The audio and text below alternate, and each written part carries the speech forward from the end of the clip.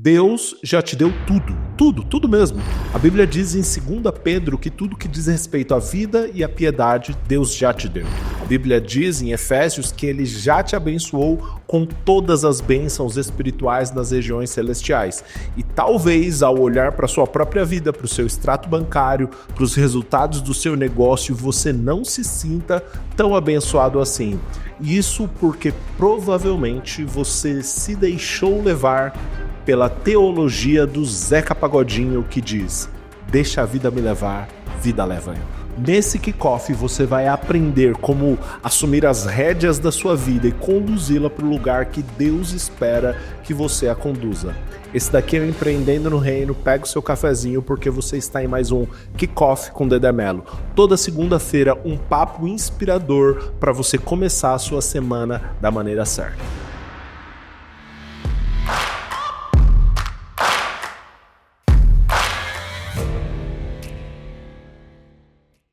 Não, Deus não está demorando. Não, Deus não está atrasado. Deus, ele não se negou a te abençoar e você também, tão pouco, precisa convencer a Deus que ele deve te abençoar. Deus é o maior interessado em ver você vivendo bem. O Senhor Jesus disse: eu vim para que vocês tenham vida e a tenham em abundância. O problema é que a abundância sem o preparo necessário se torna problema. Bênção sem o preparo necessário se torna maldição. E muitas vezes nós não estamos recebendo aquilo que queremos receber, não porque Deus não nos deu. Nós não estamos recebendo porque ainda não nos preparamos para receber. E o caminho para receber aquilo que Deus tem para nós se chama intencionalidade. Tem muito crente abraçando a teologia do Zeca Pagodinho e acreditando que, se é da vontade de Deus, vai acontecer sem esforço, sem eu fazer nada, a vontade de Deus vai me atropelar. Isso não vai acontecer. Deus espera de nós intencionalidade. E nesse vídeo aqui eu vou te ajudar a ter clareza sobre o que é essa tal de intencionalidade. A intencionalidade, ela passa por pelo menos 4 pontos. O primeiro desses pontos é clareza de propósito. Você precisa saber o porquê você está fazendo, por quem você está fazendo e para quem você está fazendo. Sem clareza de propósito, você vai viver a deriva, frustrado. Uma frase que é atribuída a Sêneca diz que, para quem não sabe onde está indo, nenhum vento é favorável. Você precisa saber o que você está indo construir, o que você está indo fazer. Eu lembro de Neemias, o reconstrutor, quando o rei Artaxerxes vem falar com ele, Neemias sabe exatamente o que ele quer. Eu quero reconstruir os muros da minha cidade, eu quero a sua ajuda financeira, eu quero a ajuda da sua influência. Ele sabia, clareza de propósito determina sucesso ou fracasso. Sem clareza de propósito, sem saber o porquê, você não vai chegar muito longe. Essa semana que começou agora, você já tem listado as 2 ou 3 prioridades da semana para você ter clareza de quais atividades que, se você realizar essa semana, você vai se dar por satisfeito. Se você não tem essa clareza, você já começou com pontos negativos. Vai lá, aproveita o dia de hoje, rascunha no papel 3 coisas, 3 objetivos, metas que você vai perseguir essa semana e isso vai te ajudar. Além da clareza de propósito, intencionalidade requer antecipação e provisionamento. Deus, antes de criar o homem, em Gênesis 1:26, ele primeiro cria a terra, cria a estrutura, organiza as coisas, separa dia e noite, separa horários, cria os alimentos, cria aquilo que ia sustentar o homem, dá condições para o homem executar o seu trabalho, e então ele cria o homem, e então ele delega uma atividade ao homem. O pastor Carlito Paz, lá de São José dos Campos, diz que quem chega antes governa. Meu amigo, pastor Paulo Oliveira, inclusive o card dele vai estar por aqui, ou em algum lugar aqui nessa tela, para você assistir a entrevista completa com ele. Mas o pastor Paulo, que é um grande homem de negócios, foi vice-presidente da Bovespa, ele diz o seguinte: quem quer estar na hora certa e no lugar certo, chega antes. Antecipação provisionamento tem a ver com o DNA, com o caráter de Deus, com a forma de Deus conduzir as coisas. Se você quer ser um bom líder, se você quer ser intencional, se antecipe às necessidades, provisione. O Senhor Jesus disse: qual construtor que ao planejar construir uma torre não senta primeiro, analisa, calcula, vê se vai ter recurso suficiente para concluir tal construção? Siga o conselho de Jesus, se antecipe, provisione e então haja. Ainda falando de antecipação e provisionamento, antes de eu ir para o próximo ponto, eu lembrei aqui que eu citei Neemias. Olha o nível de antecipação de Neemias quando ele vai conversar com o rei Artaxerxes, quando o rei pergunta para Neemias o que ele quer que seja feito. Olha a resposta de Neemias. Está lá em Neemias 2, versículo 7. O texto diz assim: disse também ao rei: se for do seu agrado, ó rei, peço que me dê cartas para os governadores da província a oeste do rio Eufrates, instruindo-os a me permitir viajar em segurança até Judá. Também peço uma carta para Asaf, administrador da floresta do rei, instruindo a me fornecer madeira para as vigas da porta da fortaleza do templo, para os muros da cidade e para minha própria casa.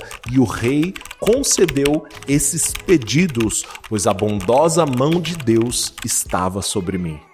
Você consegue perceber? Neemias, quando ele vai responder o rei, ele já sabe o que seria necessário, quais materiais ele precisaria para o caminho, quais materiais ele precisaria para a construção do muro, para a porta, para a própria casa dele. Neemias, ele tinha detalhado. O que Neemias fez? Ele se antecipou. Ele não tinha ido viajar ainda, mas ele já estava lá, ele já tinha analisado, ele já sabia quais recursos seriam necessários. A Bíblia diz em Tiago que nós pedimos e não recebemos porque pedimos mal. Nós precisamos ter clareza daquilo que vamos pedir ao Senhor. Seja específico, se antecipe e provisione, assim como Neemias fez. Agora sim, vamos para o próximo passo. Foco. Intencionalidade requer clareza de propósito, antecipação e provisionamento, mas acima de tudo requer foco. E nós vivemos em uma geração distraída. Se você simplesmente desenvolver a sua habilidade de focar profundamente em uma tarefa, você vai se destacar da maioria. Eu estou lendo agora, inclusive, o livro Deep Work do Cal Newport. Que livro maravilhoso! Nossa geração desaprendeu o poder do foco, mas nós precisamos, como empreendedores do reino, abraçar o foco, entender qual é o propósito que nós estamos perseguindo e dizer não para as demais distrações. Se você precisa de ajuda para focar e para aprender a dizer não, olha esse card que está passando aqui sobre o poder de dizer não, que eu gravei para você em um outro kickoff. Agora, olha Neemias, quando foi tentado a se distrair, olha o que Neemias respondeu. Sanbalate e Gesem mandaram a seguinte mensagem: venha, vamos nos encontrar em uma das aldeias na planície de Ono. Eles, porém, estavam planejando me fazer mal. Mandei-lhes mensageiros com esta resposta: estou envolvido em uma grande obra, por isso não posso ir. Por que eu deveria parar o trabalho para me encontrar com vocês? 4 vezes me enviaram a mesma mensagem e todas as vezes lhes dei a mesma resposta. Neemias disse: eu não posso, eu estou envolvido em uma grande obra. Muitas vezes a nossa incapacidade de dizer não para as distrações é falta de clareza da grande obra na qual estamos inseridos. Você precisa focar naquilo que Deus te chamou para fazer. T. Harv Eker, no livro Segredos da Mente Milionária, ele diz o seguinte: que existe uma lei do foco e expansão. O que isso quer dizer? Tudo aquilo que você coloca o seu foco tende a se expandir diante dos seus olhos. Aprenda a focar e usar essa lei ao seu favor.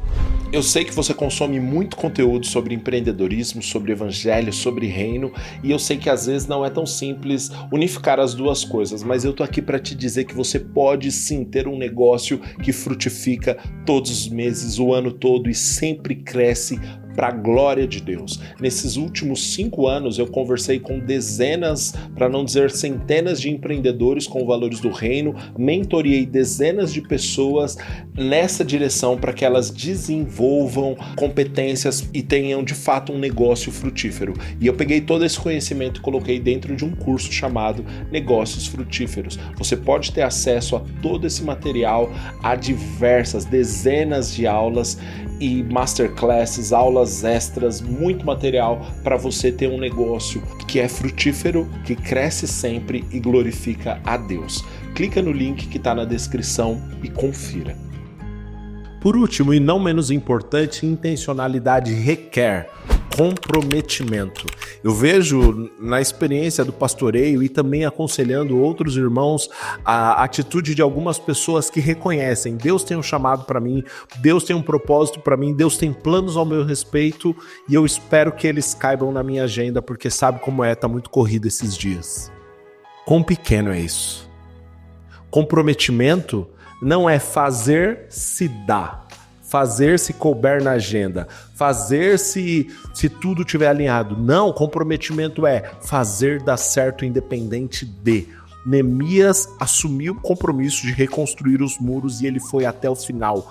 Pela poderosa mão de Deus, isso aconteceu em apenas 52 dias, mas se tivesse acontecido em 3 anos, Neemias estaria lá, diligente, profundo, trabalhando e executando o que deveria ser executado. Se comprometa. Hoje, um grande problema da igreja cristã são os simpatizantes do evangelho, os crentes não praticantes. O cara gosta de crente, gosta de música de crente, gosta do palavreado de crente, até lê um ou outro livro, mas não está comprometido com a causa de Cristo. Isso não gera nada de benefício para o reino nem para a própria vida dessa pessoa.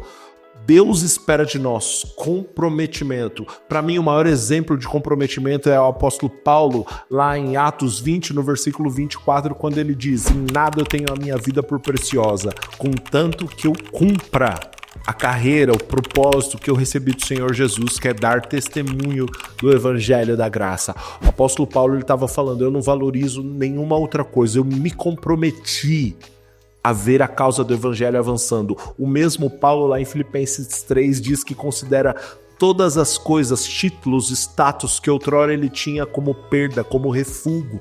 O mesmo apóstolo Paulo, ele se comprometeu tanto com Cristo que ele fala: não vivo mais eu, é Cristo que vive em mim.